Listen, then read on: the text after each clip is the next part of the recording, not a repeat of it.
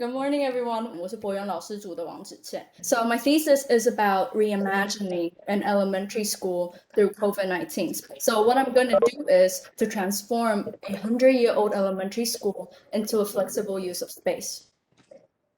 Now, today, I'm going to cover this in 3 different aspects. We're going to go through the topic study and how I really create that into a space, and a simple reflection on what we might learn from this study. Originally, my thesis was actually about discovering the relationship between a public and a personal sphere, especially when we're in Taiwan and a culture of collectivism. We focus on unity more than individuals, and this also applies when it comes to spaces.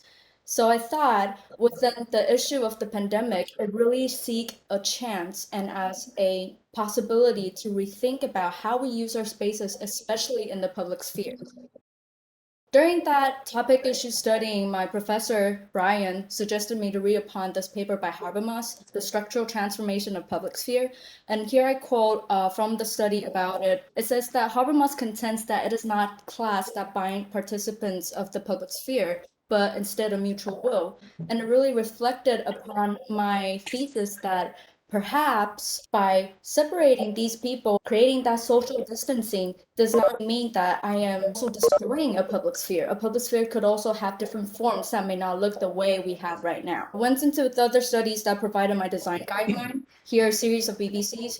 So what it's saying is instead of really separating each children, remaining that social distancing, it would have been a lot more practical and reasonable to part them into smaller groups and to limit the people that they can actually encounter during the day. On the other part is that I'll be able to have the campus zoning into certain areas instead of opening the whole campus. So here's a diagram on what I'm trying to do. The design will be focusing on the children instead of the convenience of the teacher.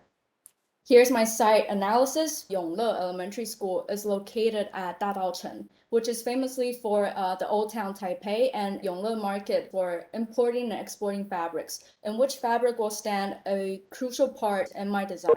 Most elementary schools in Taiwan were facing a decrease in childbirth, which people see it as a crisis, but really it provided a chance to release more spaces to each student.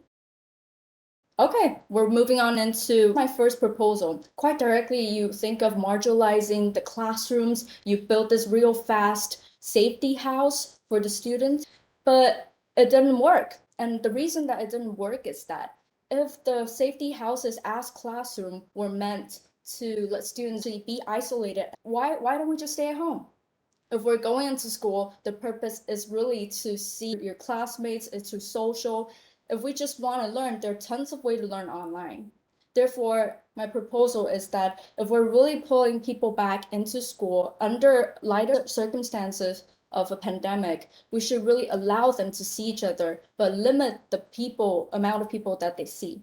Here's a transformation of my floor plan. This one was the original one, and then move on, I went into zoning so that there are different sections and different areas that could be used, and went on into softening the edges because the zoning one I seemed too controlling in a way. And the last one was to bring the landscaping inside so that an elementary school could be more of a gardening and more open, relaxing language of grammar.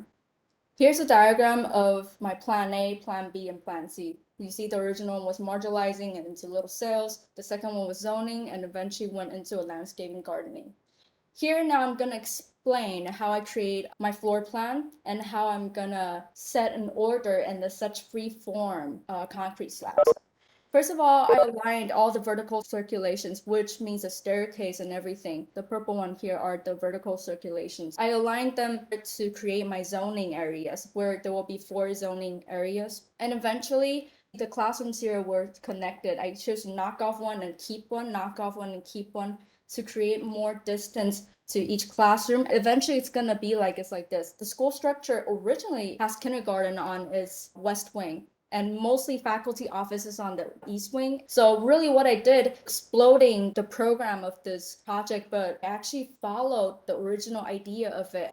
And within that done, these vacant spaces now provided 2 other classrooms to have 1.5% more of space use.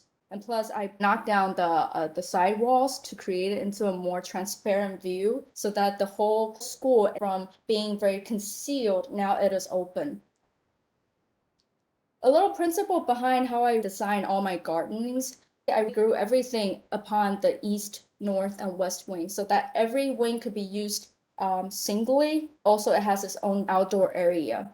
So from before, we can see the original sports field had this very plain concrete slab, which we all know Taipei rains 70% of the time, especially during winter, and during summer it rains to 30 degrees. What before provide is a very hot and harsh temperature experience for people. A moment ago, I was on the outside on the sports field, and then I go indoors.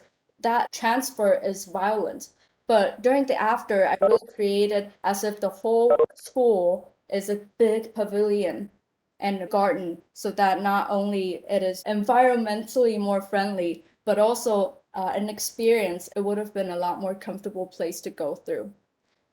Here's an entrance of my design. In response to our social distancing, I created a linear entrance. So kindergarten could have entered here through the zone, and they have to get in here to walk through the pass. On purposely, I set a water deck in between of my floor plan and my entrance as a separation because, if I just deconstruct the whole program, it would have been very difficult to do security control points. By using this water deck and all my vertical circulations as security point, as organic or as crazy freeform my floor plans may be, people using this architecture all have to eventually go through the security points that I've set for them. They couldn't just run in and wander everywhere. Now here's a rendering of what my classrooms and indoor might look like.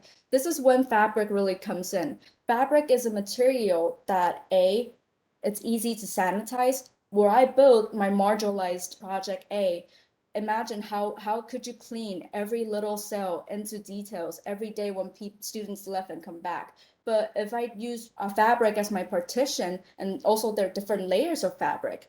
There are the sheer ones, there could be the thicker one. Fabric has also been used as a sound installation. It may seem like the open space might create chaos, but really it works because you can wash the fabric. They're recyclable. If the pandemic cools down, then we can all reuse these fabric in a variety of places. Another point here I did is breaking down the school gathering places. Originally on campus, we would have designed a auditorium, or like in the sports field, we have the whole school gathers together. But then what I really did here, I knocked one of the classrooms off and created a space in between. This is the space in between what it would have looked like. So you can see the partitions here originally were sealed. Now they can go through and kids could just go near here. So this is like creating a semi-outdoor walkway of this area. I provided basically two types of classrooms for multi-purpose. Option A, which is my little hub, around 6 people will be in each hub. And option B will be a variation of the traditional classroom because in Taipei we rain a lot. I believe it is still necessary to provide certain secure or stability spaces for them. Here is a section detail. Above all, a reflection. This is eventually what it would have looked like inside these gardening and beautiful pavilion classroom hubs. I think my thesis's purpose is really to bring up a discussion upon the dilemma between a public and a private sphere. And my design sees COVID-19 not only as devastation, but also as an opportunity to re-examine the necessity of our traditional totalitarian spaces left by Japanese colonialism, and thus aim to transform these spaces into a flexible use of space. May our spaces be transformed. May our education also be transformed from authority being the truth. Now truth is becoming the authority.